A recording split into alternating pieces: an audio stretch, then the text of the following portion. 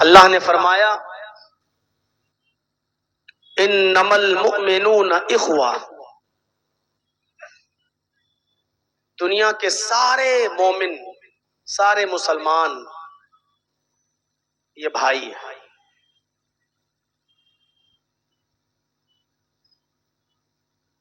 اس کا یہ مطلب نہیں ہے کہ جو مومن نہیں، جو مسلمان نہیں، وہ ہمارا بھائی نہیں۔ بالکل یہ غلط نتیجہ نہ نکالا جائے۔ ہاں، اس آیت میں یہ ضرور بتایا گیا ہے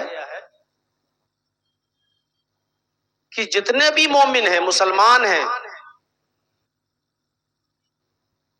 یہ بھائی ہیں ایمانی رشتے سے۔ دو رشتے ہوتے ہیں، ایک رشتہ ایمانی اور ایک رشتہ ہوتا ہے جس کو ہم کہہ سکتے ہیں انسانی۔ ایمانی رشتے سے سارے مسلمان ہمارے بھائی ہیں، اور انسانی رشتے سے دنیا کا ہر انسان، وہ کسی بھی مذہب کا، کسی بھی دھرم کا ماننے والا ہو، وہ بھی ہمارا بھائی ہے۔ ایمانی رشتے سے مسلمان ہمارے بھائی ہیں، اور انسانی رشتے سے ہندو بھی ہمارا بھائی ہے، عیسائی بھی ہمارا بھائی ہے، یہودی بھی ہمارا بھائی ہے، مجوسی بھی ہمارا بھائی ہے۔ اس لیے کہ ساری دنیا کے انسانوں کا باپ ایک ہے اور ماں ایک ہے۔ ساری دنیا کے انسانوں کو بھائی بھائی بھی اللہ رب العالمین نے بتایا ہے انسانی رشتے سے، اور اس کی دلیل قرآن کی یہ آیت ہے، یا ایھا الناس انا خلقناکم من ذکر وانثی وجعلناکم شعوبا وقبائل لتعارفوا ان اکرمکم عند اللہ اتقاکم۔ قرآن کی اس آیت نے یہ بتا دیا کہ ساری دنیا کے انسان آپس میں بھائی ہیں۔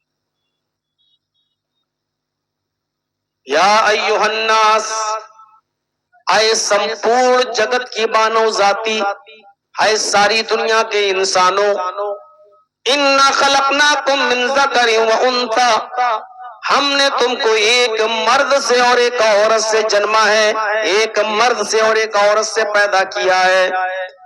تمہارا باپ ایک ہے، تمہاری ماں ایک ہے، تم سب ایک ہی پرم پتا کی سنتان ہو، ایک ہی باپ کی اولاد ہو، ایک ہی ماں کے بیٹے ہو۔ تم سب کا باپ آدم، تم سب کی ماں حوا۔ جب اللہ نے یہاں ساری دنیا کے انسانوں کا باپ ایک بتایا اور ماں ایک بتائی، تو جب ساری دنیا کے انسانوں کا باپ ایک ہے اور ماں ایک ہے، تو ہم سب بھائی بھائی ہوئے یا نہیں ہوئے؟ یہ ہے انسانی رشتے سے۔ اور ایمانی رشتے سے صرف مسلمانوں کو اور مومنوں کو اپنا بھائی کہا، اس میں کوئی شک نہیں ہے۔ آپ کے چچا کا بیٹا بھی آپ کا بھائی ہوتا ہے کہ نہیں ہوتا ہے؟ آپ کی خالہ کا بیٹا بھی آپ کا بھائی ہوتا ہے کہ نہیں ہوتا ہے؟ آپ کے پھوپھا کا بیٹا بھی آپ کا بھائی کہلاتا ہے کہ نہیں کہلاتا ہے؟ لیکن حقیقی اور سگا بھائی آپ کا وہی ہے جس کا باپ بھی ایک ہو اور ماں بھی ایک ہو۔ جس باپ کے نطفے سے آپ پیدا ہوئے اور جس ماں کے پیٹ سے آپ باہر آئے، حقیقی باپ آپ کا وہی ہے اور حقیقی ماں آپ کی وہی ہے۔ آپ کا حقیقی باپ اور آپ کی حقیقی ماں آپ کے حسن سلوک کی جتنی مستحق ہوگی، اتنا آپ کا چچا اور آپ کا خالہ اور آپ کی خالہ اور آپ کے خالو اور آپ کے پھوپا نہیں ہوں گے۔ لیکن بھائی ہیں وہ بھی۔ اسی نقطے کو سامنے رکھتے ہوئے ساری دنیا کا انسان آپس میں بھائی بھائی ہے، لیکن جو اہمیت، جو مقام، جو درجہ ایک مسلمان ہونے کے ناطے اس مسلمان کو ملے گا، وہ ایک غیر مسلم کو نہیں ملے گا۔ جو ہمدردی آپ کی ایک مسلمان بھائی کے ساتھ ہوگی، وہ ہمدردی آپ کی غیر مسلم بھائی کے ساتھ نہیں ہوگی۔ آپ کے اوپر زکوٰۃ فرض ہے جو آپ غریبوں کو دیں گے، لیکن زکوٰۃ کی رقم آپ غیر مسلم کو نہیں دے سکتے ہو، وہ چاہے کتنا غریب ہو غیر مسلم، لیکن آپ زکوٰۃ غیر مسلم کو نہیں دے سکتے ہو۔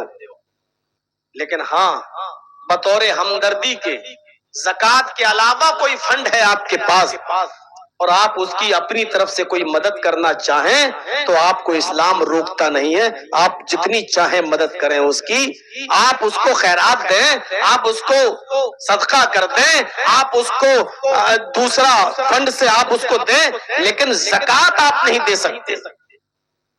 لیکن ہمدردی سے منع نہیں کیا اسلام نے، ہمدردی آپ اس کے ساتھ بھی کریں۔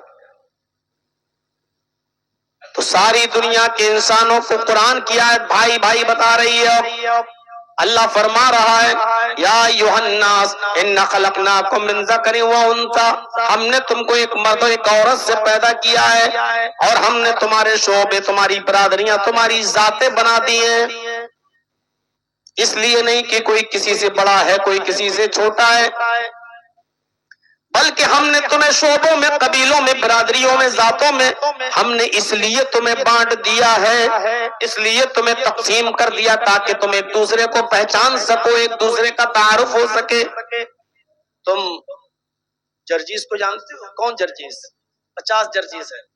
ارے جرجیز، اچھا جرجیز انصاری، او اچھا وہ انصاری، اچھا وہ جو اٹاوا، اب آپ سمجھ گئے، آپ یہ پہچان۔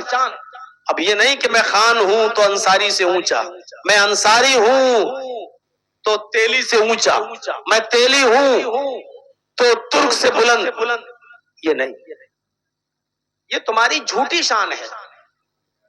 تم بھلے ہی اپنے آپ کو قریشی سمجھ لو، خان بنا لو، جو چاہو جس قوم قبیلے میں اپنے آپ کو رکھ لو، اور یہ سوچو کہ ہم اپر کاسٹ ہیں، ہماری کاسٹ اونچی ہے، یہ ہندوستانی رسم و رواج کے مطابق تو ہو سکتی ہے، لیکن شریعت میں اس ذات و برادری کی کوئی حیثیت نہیں،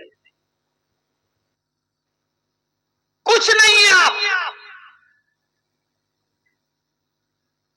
0%۔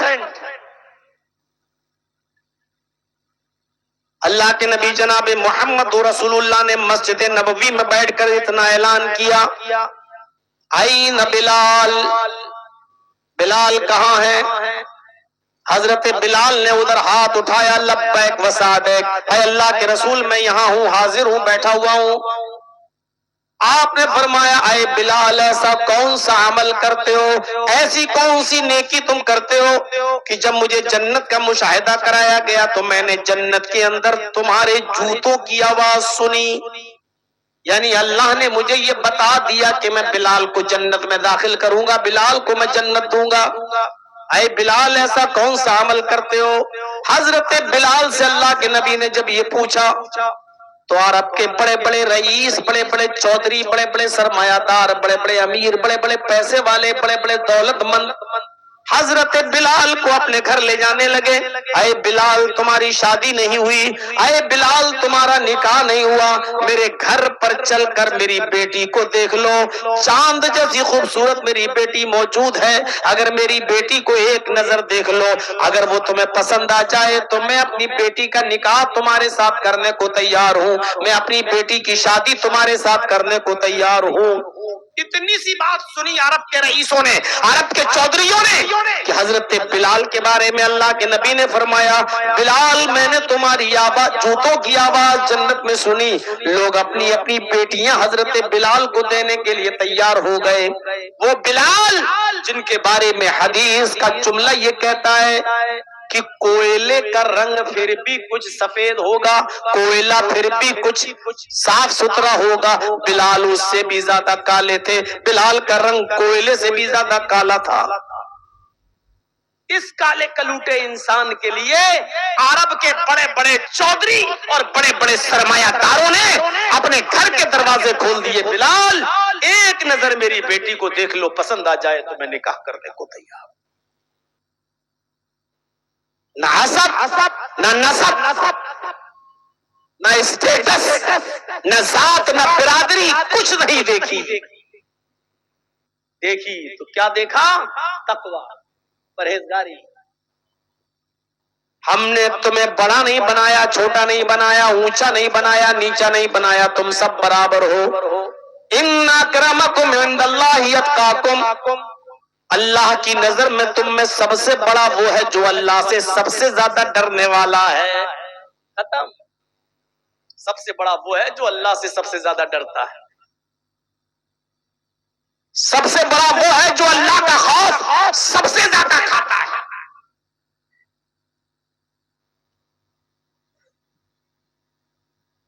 حضرت سالم ابن عبداللہ ابن عمر، حضرت عمر فاروق کے پوتے، عمر کے بیٹے عبداللہ اور عبداللہ کے بیٹے سالم، تو کون ہوئے؟ حضرت عمر کے پوتے۔ کپڑوں میں پیبند لگا ہوا ہے، ایک چادر سفید رنگ کی اوڑے ہوئے ہیں، جوڑ لگے ہوئے ہیں، کئی جگہ سے پھٹا ہوا کپڑا ہے، اس میں جوڑ لگے ہوئے ہیں، اسی کو لپیٹ لیتے ہیں، احرام بنا لیتے ہیں، اور وہی احرام پہن کر جوڑ لگا ہوا کپڑا اوڑھ کر خانہ کعبہ کا طواف کر رہے ہیں۔ وہیں مکے کا گورنر ہشام ابن عبد الملک بھی موجود ہے، مکے کا گورنر۔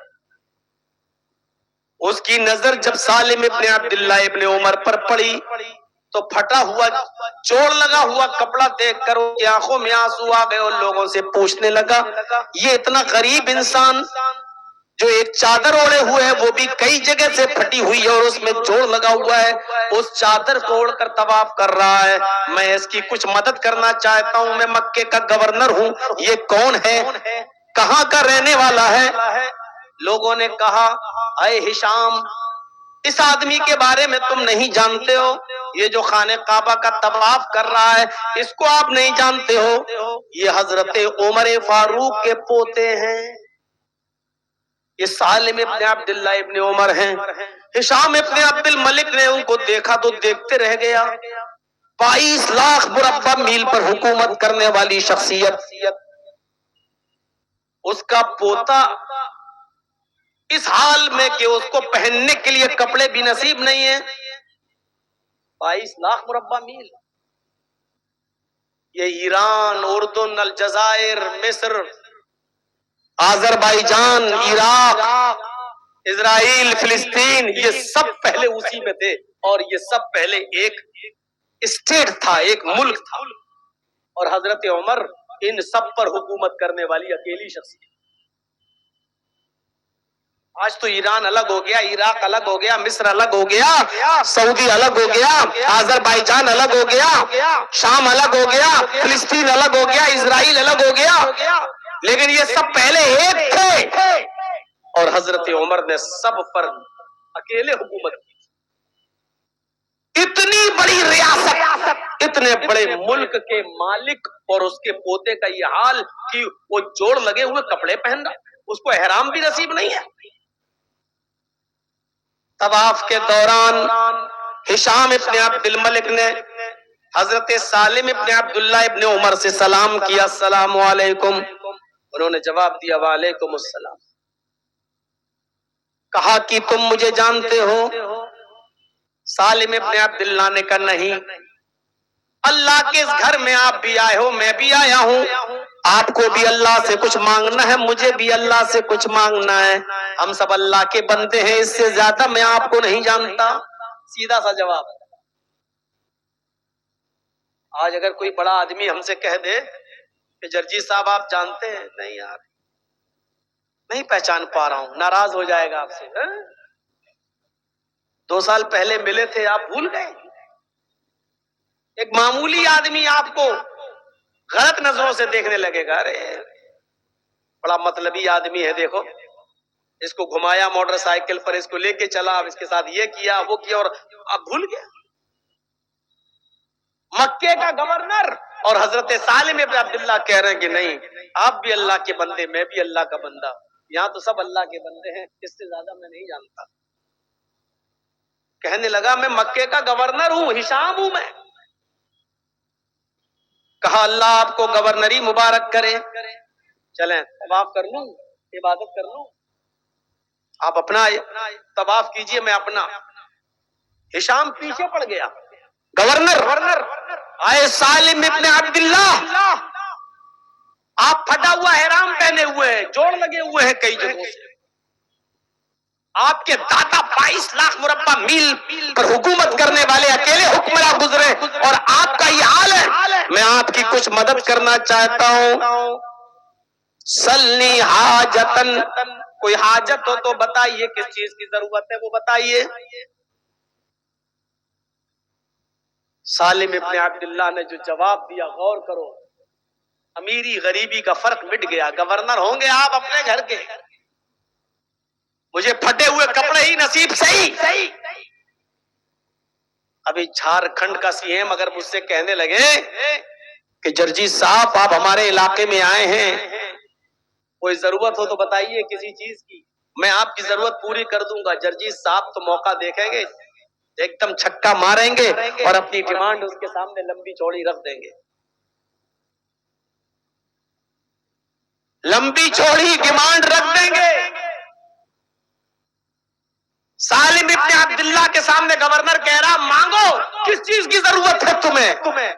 سالم ابن عبداللہ جواب دیتے ہیں شکریہ، آپ کو مبارک ہو، مجھے طواف کرنے دیجئے.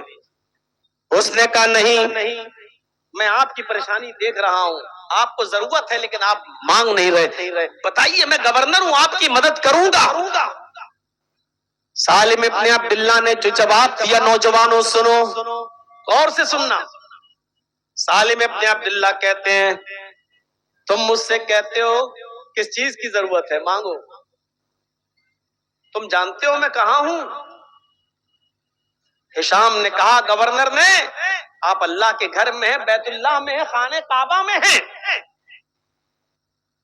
حضرت سالم نے کہا یہ اللہ کا گھر ہے، انی لاستحی من اللہ ان اسأل فی بیتہا غیرہ.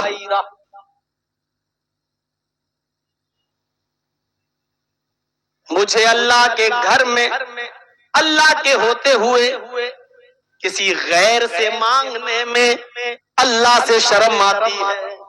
انی لاستحی من اللہ ان اسأل فی بیتہ غیرہ. اللہ کے گھر میں اللہ کے ہوتے ہوئے کسی غیر سے مانگنے میں مجھے اللہ سے شرم آتی ہے. یعنی اللہ کے گھر میں کسی غیر سے ہاتھ پھیلاؤں، کسی غیر کے سامنے دامن پھیلاؤں، اپنی ضرورت کا سوال کسی غیر سے کروں؟